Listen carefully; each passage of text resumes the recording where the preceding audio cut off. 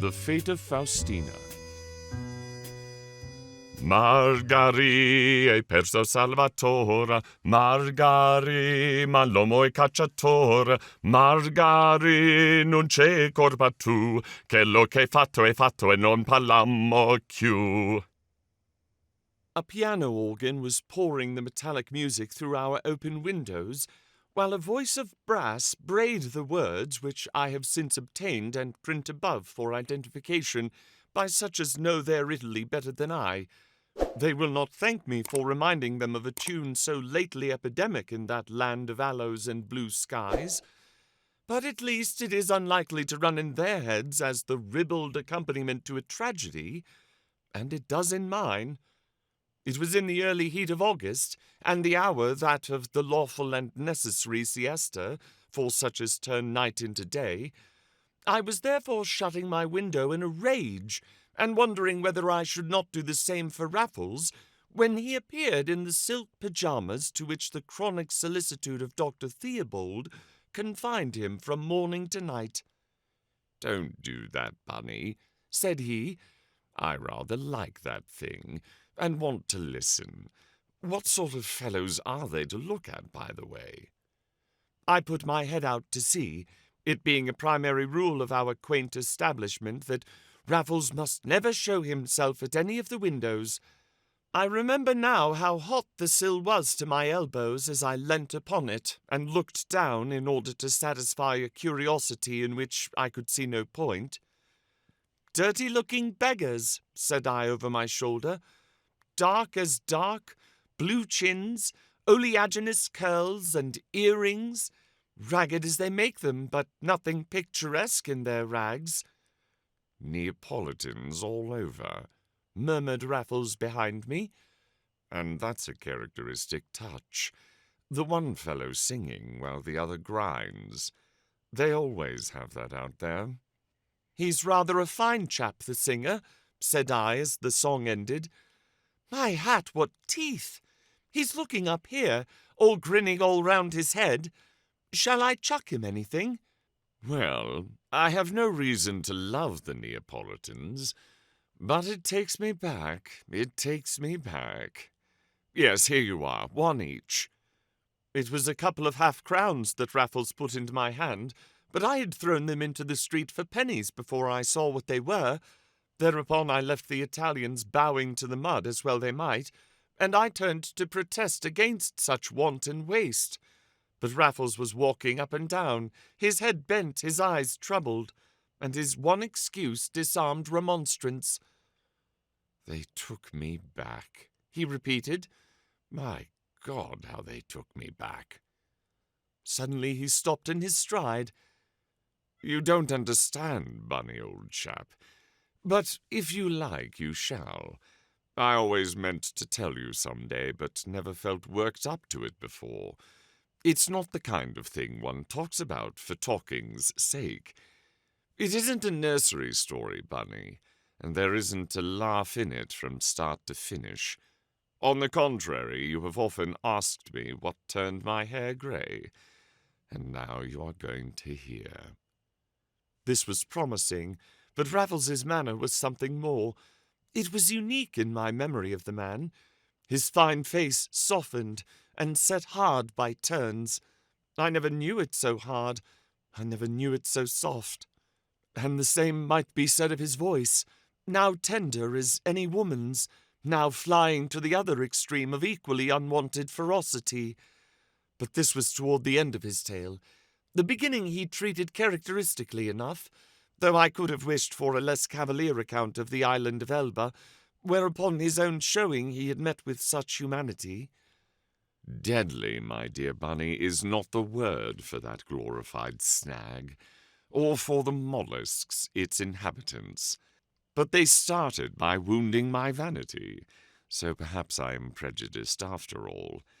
I sprung myself upon them as a shipwrecked sailor, a sole survivor, stripped in the sea and landed without a stitch. Yet they took no more interest in me than you do in Italian organ grinders. They were decent enough. I didn't have to pick and steal for a square meal and a pair of trousers. It would have been more exciting if I had. But what a place. Napoleon couldn't stand it, you remember, but he held on longer than I did. I put in a few weeks in their infernal mines, simply to pick up a smattering of Italian, then got across to the mainland in a little wooden timber tramp, and ungratefully glad I was to leave Elba blazing in just such another sunset as the one you won't forget. The tramp was bound for Naples, but first it touched at Baiae, where I carefully deserted in the night. There are too many English in Naples itself, though I thought it would make a first happy hunting ground when I knew the language better, and had altered myself a bit more.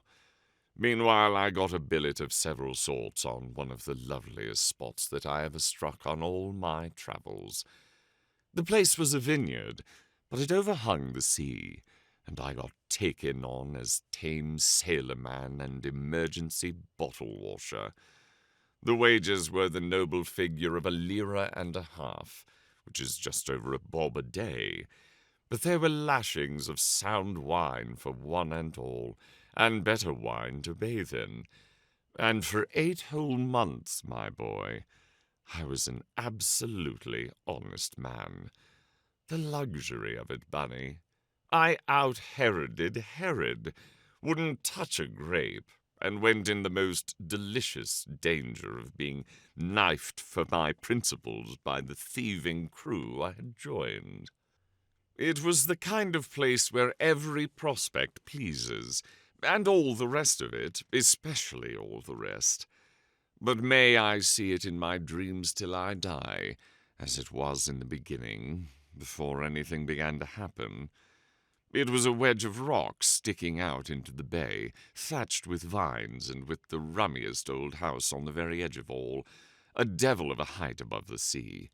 You might have sat at the windows and dropped your Sullivan ends plumb into blue water 150 feet below.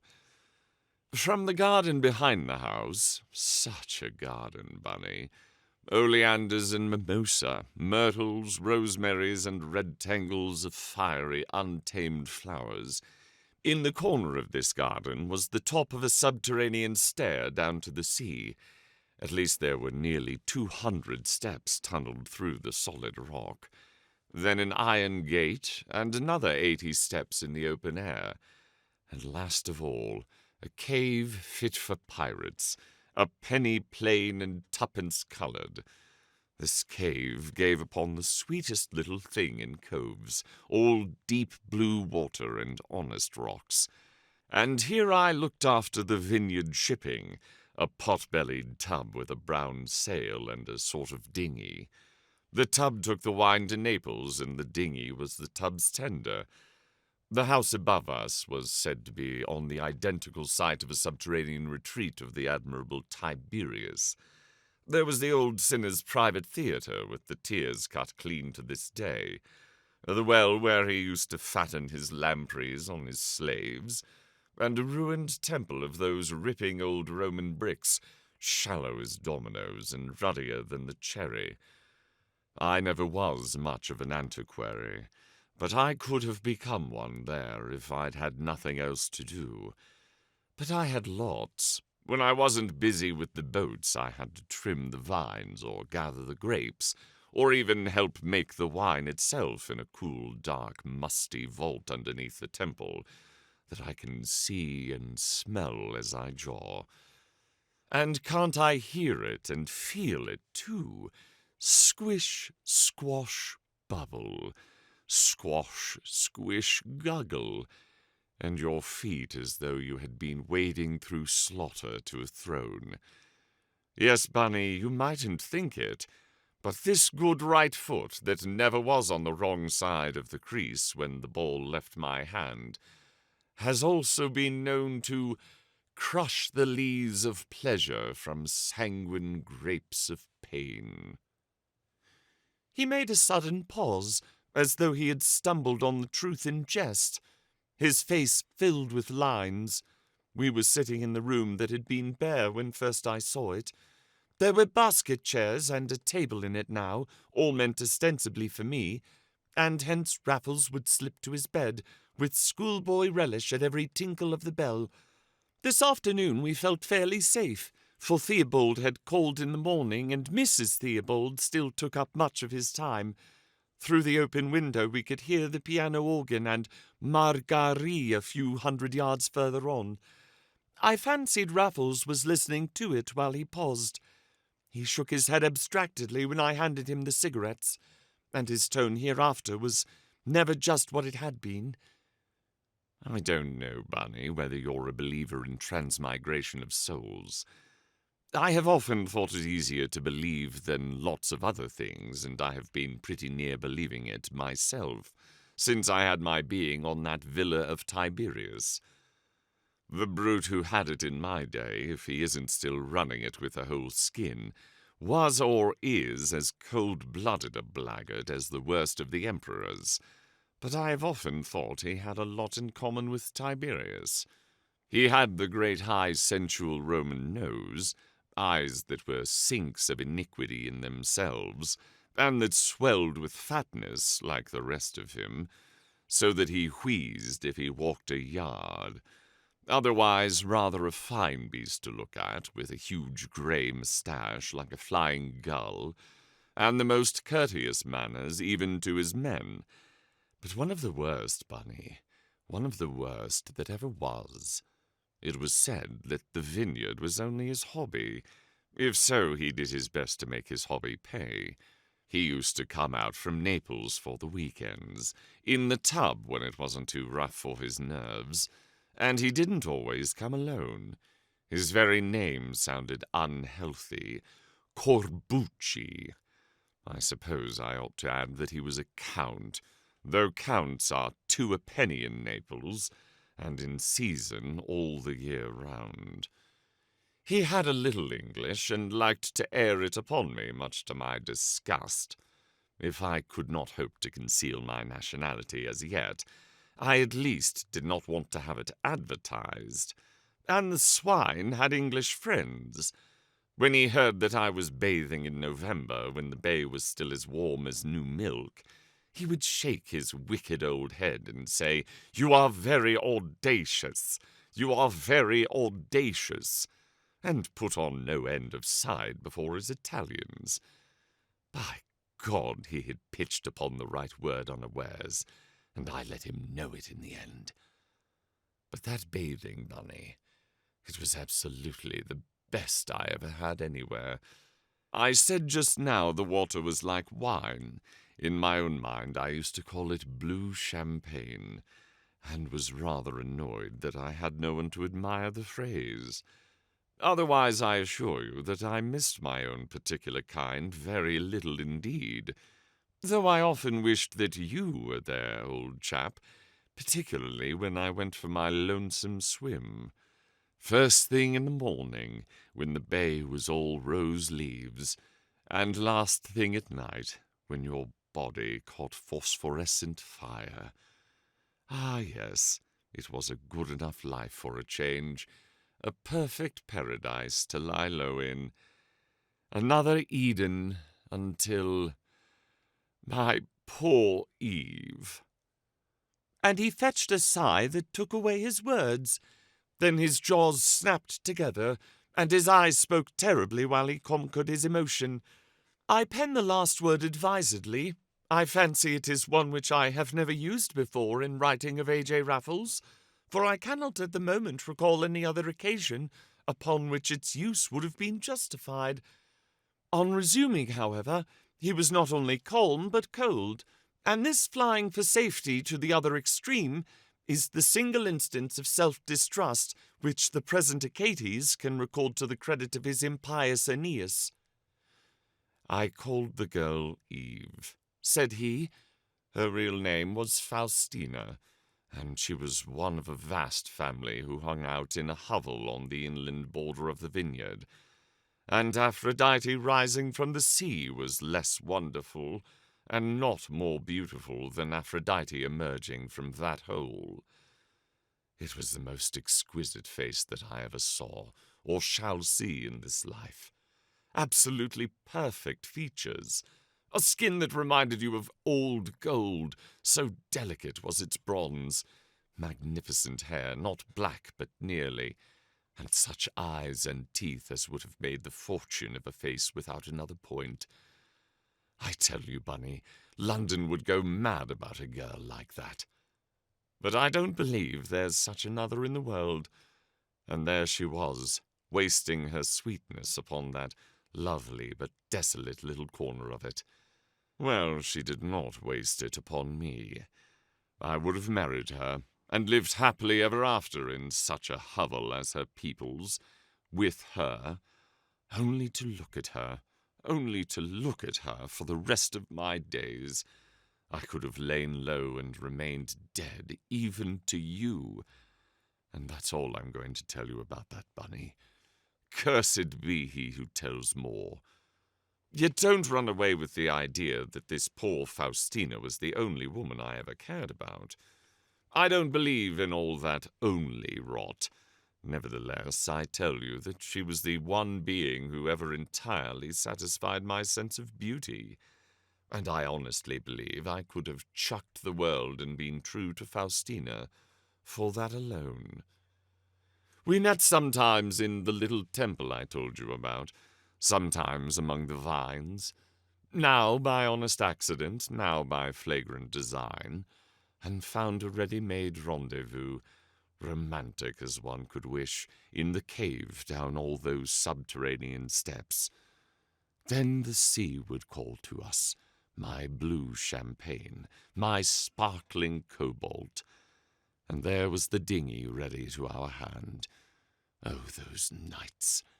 I never knew which I liked best. The moonlit ones when you sculled through silver and could see for miles, or the dark nights when the fishermen's torches stood for the sea, and a red zigzag in the sky for old Vesuvius. We were happy. I don't mind owning it. We seemed not to have a care between us. My mates took no interest in my affairs, and Faustina's family did not appear to bother about her. The Count was in Naples 5 nights of the 7. The other 2 we sighed apart. At first it was the oldest story in literature, Eden plus Eve. The place had been a heaven on earth before, but now it was heaven itself. So, for a little, then one night, a Monday night, Faustina burst out crying in the boat, and sobbed her story as we drifted without mishap by the mercy of the Lord. And that was almost as old a story as the other. She was engaged, what? Had I not heard of it? Did I mean to upset the boat? What was her engagement beside our love? Niente, niente, crooned Faustina, sighing yet smiling through her tears. No, but what did matter was that the man had threatened to stab her to the heart, and would do it as soon as look at her. That I knew. I knew it merely from my knowledge of the Neapolitans, for I had no idea who the man might be. I knew it, and yet I took this detail better than the fact of the engagement, though now I begin to laugh at both, as if I was going to let her marry anybody else, as if a hair of her lovely head should be touched while I lived to protect her. I had a great mind to row away to blazes with her that very night and never go near the vineyard again, or let her either. But we had not a lira between us at the time, and only the rags in which we sat barefoot in the boat. Besides, I had to know the name of the animal who had threatened a woman, and such a woman as this. For a long time she refused to tell me, with splendid obduracy, but I was as determined as she, so at last she made conditions. I was not to go and get put in prison for sticking a knife into him. He wasn't worth it, and I did promise not to stab him in the back. Faustina seemed quite satisfied, though a little puzzled by my manner, having herself the racial tolerance for cold steel. And next moment she had taken away my breath. "It is Stefano," she whispered, and hung her head. And well she might, poor thing. Stefano, of all creatures on God's earth. For her. Bunny, he was a miserable little undersized wretch, ill-favoured, servile, surly, and second only to his master in bestial cunning and hypocrisy. His face was enough for me. That was what I read in it, and I don't often make mistakes. He was Corbucci's own confidential body servant, and that alone was enough to damn him in decent eyes. Always came out first on the Saturday with the spese to have all ready for his master and current mistress, and stayed behind on the Monday to clear and lock up. Stefano, that worm! I could well understand his threatening a woman with a knife. What beat me was how any woman could ever have listened to him. Above all, that Faustina should be the one. It passed my comprehension. But I questioned her as gently as I could, and her explanation was largely the threadbare one you would expect. Her parents were so poor, they were so many in family, some of them begged. Would I promise never to tell? Then some of them stole, sometimes, and all knew the pains of actual want. She looked after the cows, but there were only 2 of them, and brought the milk to the vineyard and elsewhere. But that was not employment for more than one, and there were countless sisters waiting to take her place. Then he was so rich, Stefano. Rich, I echoed. Stefano. Si, Arturo mio. Yes, I played the game on that vineyard, Bunny, even to going my own first name. And how comes he to be rich? I asked suspiciously. She did not know, but he had given her such beautiful jewels. The family had lived on them for months, she pretending an avocat had taken charge of them for her against her marriage. But I cared nothing about all that. Jewels, Stefano, I could only mutter. Perhaps the Count has paid for some of them. He is very kind. To you, is he? Oh, yes, very kind. And you would live in his house afterwards? Not now, mia cara. Not now. No, by God, you don't, said I in English. But you would have done so, eh? Of course, that was arranged. The Count is really very kind. Do you see anything of him when he comes here? Yes, he had sometimes brought her little presents, sweetmeats, ribbons, and the like. But the offering had always been made through this toad of a Stefano. Knowing the men, I knew all. But Faustina, she had the pure and simple heart, and the white soul, by the God who made it, and for all her kindness, to a tattered scapegrace who made love to her in broken Italian between the ripples and the stars. She was not to know who I was, remember, and beside Corbucci and his henchmen, I was the Archangel Gabriel come down to earth. Well, as I lay awake that night, 2 more lines of Swinburne came into my head, and came to stay. God said, let him who wins her take and keep Faustina. On that couplet I slept at last, and it was my text and watchword when I awoke in the morning. I forget how well you know your Swinburne, Bunny, but don't you run away with the idea that there was anything else in common between his Faustina and mine. For the last time, let me tell you that poor Faustina was the whitest and the best I ever knew. Well, I was strung up for trouble when the next Saturday came, and I'll tell you what I had done. I had broken the pledge and burgled Corbucci's villa in my best manner during his absence in Naples. Not that it gave me the slightest trouble, but no human being could have told that I had been in when I came out. And I had stolen nothing, mark you, but only borrowed a revolver from a drawer in the Count's desk, with 1 or 2 trifling accessories. For by this time I had the measure of these damned Neapolitans. They are spry enough with a knife, but you show them the business end of a shooting iron, and they'll streak like rabbits for the nearest hole. But the revolver wasn't for my own use. It was for Faustina, and I taught her how to use it in the cave down there by the sea, shooting at candles stuck upon the rock. The noise in the cave was something frightful, but high up above it couldn't be heard at all, as we proved to each other's satisfaction pretty early in the proceedings.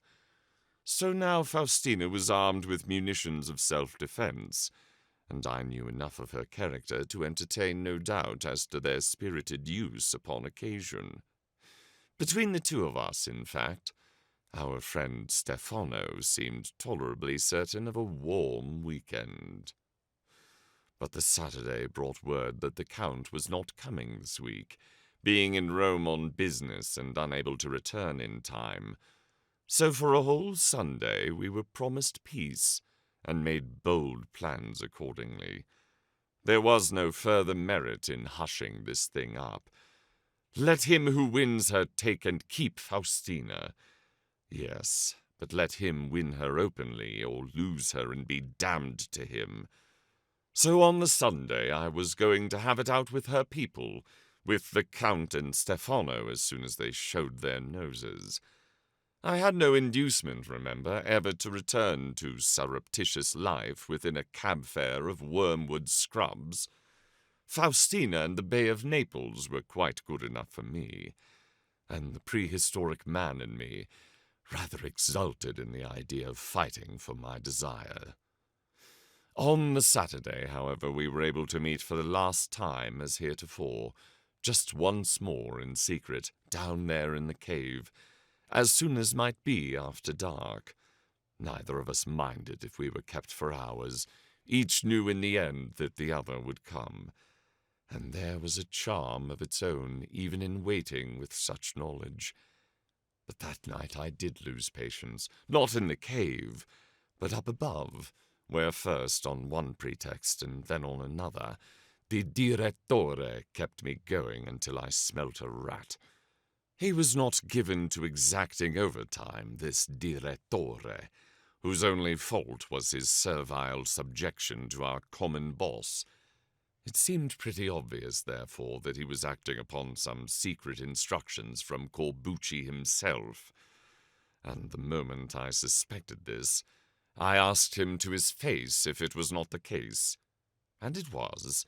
He admitted it with many shrugs, being a conveniently weak person, whom one almost felt ashamed of bullying as the occasion demanded. The fact was, however, that the Count had sent for him on finding he had to go to Rome, and had said he was very sorry to go just then, as, among other things, he intended to speak to me about Faustina. Stefano had told him all about his row with her, and moreover that it was on my account, which Faustina had never told me, though I had guessed as much for myself. Well, the Count was going to take his jackal's part for all he was worth, which was just exactly what I had expected him to do. He intended going for me on his return, but meanwhile I was not to make hay in his absence, and so this tool of a direttore had orders to keep me at it night and day. I undertook not to give the poor beast away, but at the same time told him I had not the faintest intention of doing another stroke of work that night. It was very dark, and I remember knocking my head against the oranges as I ran up the long, shallow steps which ended the journey between the direttore's lodge and the villa itself. But at the back of the villa was the garden I spoke about, and also a bare chunk of the cliff where it was bored by that subterranean stair. So I saw the stairs close overhead, and the fishermen's torches far below, the coastwise lights and the crimson hieroglyph that spelt Vesuvius, before I plunged into the darkness of the shaft. And that was the last time I appreciated the unique and peaceful charm of this outlandish spot. The stair was in 2 long flights, with an air hole or 2 at the top of the upper one, but not another pinprick till you came to the iron gate at the bottom of the lower. As you may read of an infinitely lighter place in a finer work of fiction than you are ever likely to write, Bunny, it was gloomy at noon, dark as midnight at dusk, and black as the 9th plague of Egypt at midnight. I won't swear to my quotation, but I will to those stairs. They were as black that night as the inside of the safest safe in the strongest strong room in the Chancery Lane deposit. Yet I had not got far down them with my bare feet before I heard somebody else coming up in boots. You may imagine what a turn that gave me. It could not be Faustina, who went barefoot 3 seasons of the 4, and yet there was Faustina waiting for me below. What a fright she must have had! And all at once my own blood ran cold, for the man sang like a kettle as he plodded up and up. It must be, the short-winded Count himself, whom we all supposed to be in Rome. Higher he came, and nearer, nearer, slowly yet hurriedly, now stopping to cough and gasp, now taking a few steps by elephantine assault. I should have enjoyed the situation if it had not been for poor Faustina in the cave. As it was, I was filled with nameless fears, but I could not resist giving that grumpus Corbucci one bad moment on account. A crazy handrail ran up one wall, so I carefully flattened myself against the other, and he passed within 6 inches of me, puffing and wheezing like a brass band. I let him go a few steps higher, and then I let him have it with both lungs. "Buona sera, eccellenza signori," I roared after him, and a scream came down in answer, such a scream. A dozen different terrors were in it, and the wheezing had stopped with the old scoundrel's heart. "Ci sta là," he squeaked at last, gibbering and whimpering like a whipped monkey, so that I could not bear to miss his face, and got a match all ready to strike. "Arturo, signori." He didn't repeat my name, nor did he damn me in heaps. He did nothing but wheeze for a good minute, and when he spoke it was with insinuating civility, in his best English. "Come nearer, Arturo. You are in the lower regions down there. I want to speak with you." "No thanks, I'm in a hurry," I said, and dropped that match back into my pocket. He might be armed, and I was not. "So you are in a hurry," and he wheezed amusement. "And you thought I was still in Rome, no doubt. And so I was until this afternoon when I caught train at the 11th moment, and then another train from Naples to Pozzuoli. I have been rowed here now by a fisherman of Pozzuoli. I have not time to stop anywhere in Naples, but only to drive from station to station. So I am without Stefano, Arturo. I am without Stefano." His sly voice sounded preternaturally sly in the absolute darkness. But even through that impenetrable veil, I knew it for a sham. I had laid hold of the handrail. It shook violently in my hand.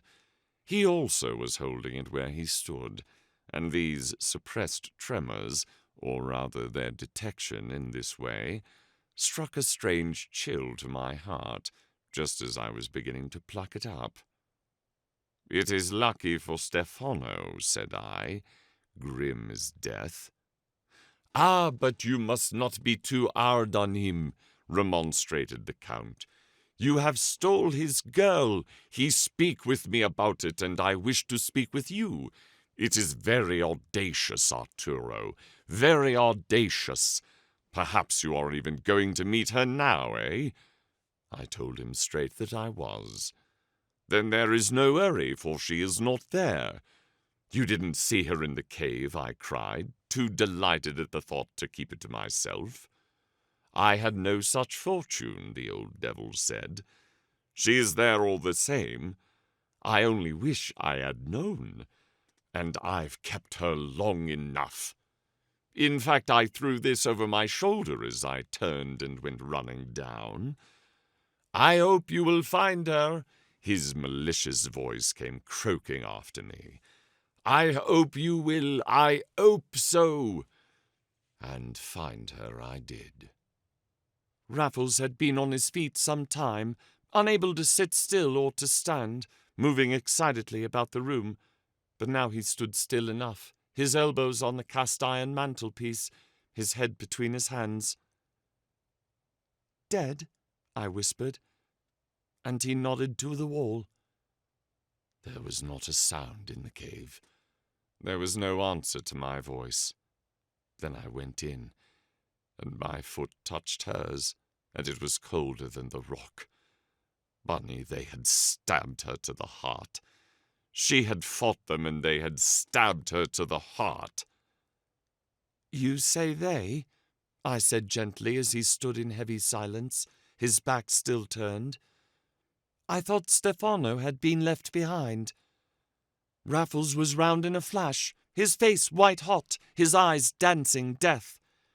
"He was in the cave," he shouted. "I saw him, I spotted him. It was broad twilight after those stairs, and I went for him with my bare hands. Not fists, Bunny. Not fists for a thing like that. I meant getting my fingers into his vile little heart and tearing it out by the roots. I was stark mad, but he had the revolver. Hers. He blazed it at arm's length, and missed, and that steadied me. I had smashed his funny bone against the rock before he could blaze again. The revolver fell with a rattle, but without going off. In an instant I had it tight and the little swine at my mercy at last."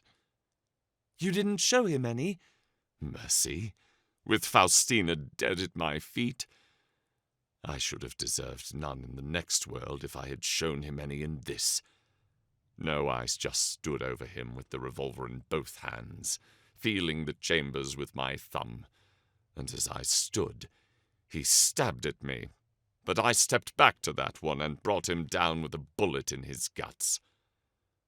'And I can spare you 2 or 3 more,' I said, for my poor girl could not have fired a shot. 'Take that one to hell with you, and that, and that!' Then I started coughing and wheezing like the Count himself, for the place was full of smoke. When it cleared, my man was very dead, and I tipped him into the sea, to defile that rather than Faustina's cave. And then, we were alone for the last time, she and I, in our own pet haunt, and I could scarcely see her, yet I would not strike the match, for I knew she would not have me see her as she was. I could say goodbye to her without that. I said it, and I left her like a man, and up the first open-air steps with my head in the air, and the stars all sharp in the sky. Then suddenly they swam, and back I went like a lunatic to see if she was really dead, to bring her back to life. Bunny, I can't tell you any more." "Not of the Count?" I murmured at last. "Not even of the Count," said Raffles, turning round with a sigh. "I left him pretty sorry for himself. But what was the good of that? I had taken blood for blood, and it was not Corbucci who had killed Faustina. No, the plan was his, but that was not part of the plan. They had found out about our meetings in the cave. Nothing simpler than to have me kept hard at it overhead and to carry off Faustina by brute force in the boat. It was their only chance, for she had said more to Stefano than she had admitted to me, and more than I am going to repeat about myself. No persuasion would have induced her to listen to him again. So they tried force, and she drew Corbucci's revolver on them, but they had taken her by surprise, and Stefano stabbed her before she could fire." "But how do you know all that?"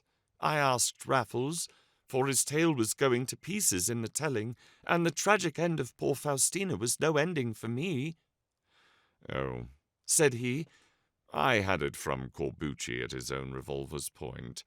He was waiting at his window, and I could have potted him at my ease, where he stood against the light, listening hard enough, but not seeing a thing.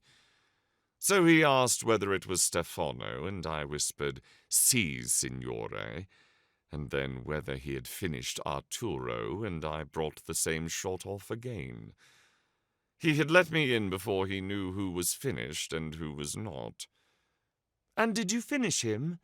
No, that was too good for Corbucci. But I bound and gagged him about as tight as man was ever gagged or bound, and I left him in his room with the shutters shut and the house locked up.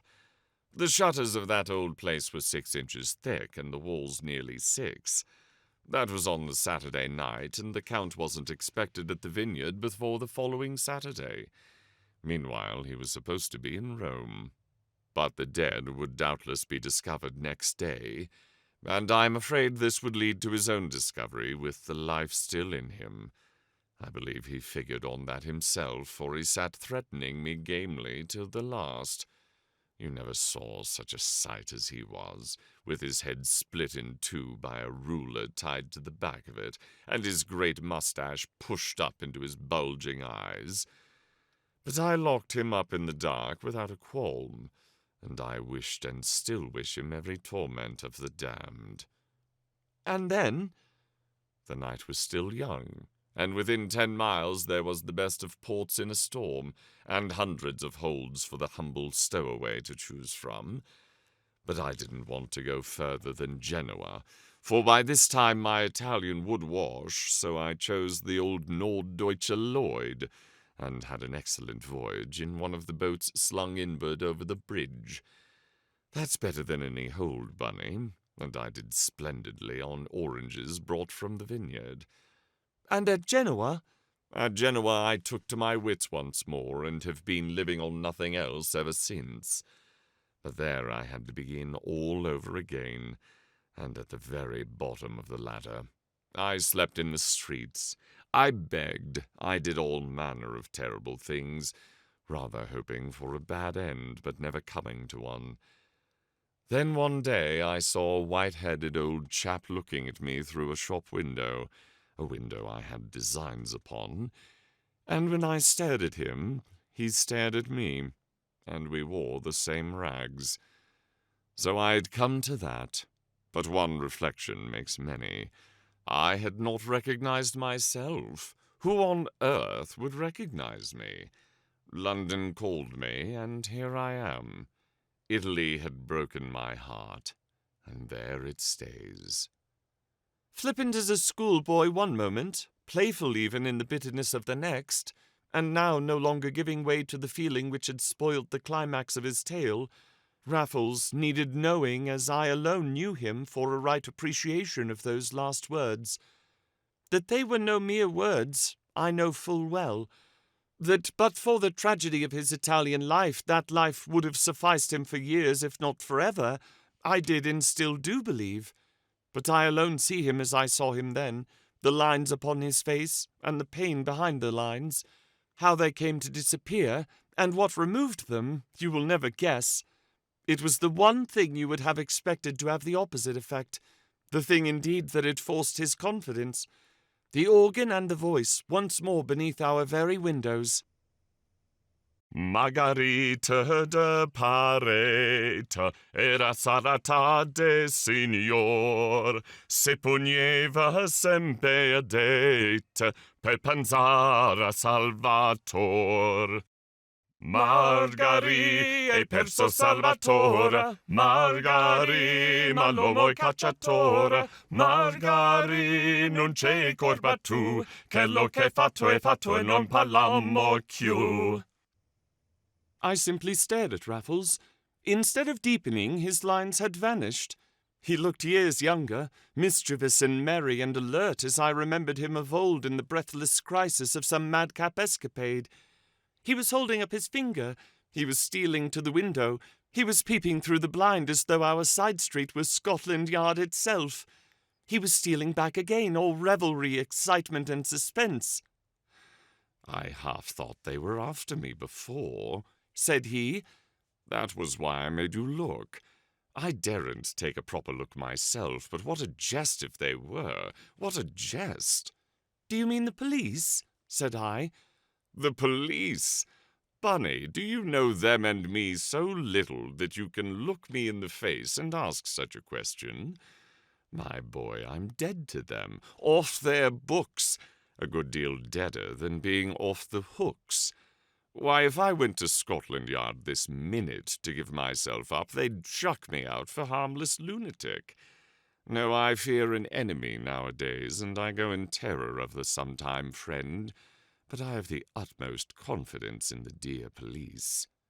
"Then whom do you mean?" "The Camorra." I repeated the word with a different intonation. Not that I had never heard of that most powerful and sinister of secret societies, but I failed to see on what grounds Raffles should jump to the conclusion that these everyday organ grinders belonged to it. "It was one of Corbucci's threats," said he.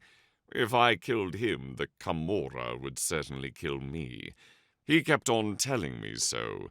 It was like his cunning not to say that he would put them on my tracks whether or no." "He is probably a member himself." "Obviously, from what he said." "But why on earth should you think that these fellows are?" I demanded as that brazen voice came rasping through a second verse. "I don't think. It was only an idea. That thing is so thoroughly Neapolitan, and I never heard it on a London organ before. Then again, what should bring them back here?" I peeped through the blind in my turn, and to be sure there was the fellow with the blue chin and the white teeth watching our windows, and ours only, as he bawled. "And why?" cried Raffles, his eyes dancing when I told him. "Why should they come sneaking back to us? Doesn't that look suspicious, Bunny? Doesn't that promise a lark?" "Not to me," I said, having the smile for once. "How many people, should you imagine, toss them 5 shilling for as many minutes of their infernal row? You seem to forget that's what you did an hour ago." Raffles had forgotten. His blank face confessed the fact. Then suddenly he burst out laughing at himself. "Bunny," said he, "you've no imagination, and I never knew I had so much. Of course you're right. I only wish you were not, for there's nothing I should enjoy more than taking on another Neapolitan or two. You see, I owe them something still. I didn't settle in full. I owe them more than I ever shall pay them on this side Styx." He had hardened even as he spoke. The lines and the years had come again, and his eyes were flint and steel, with an honest grief behind the glitter.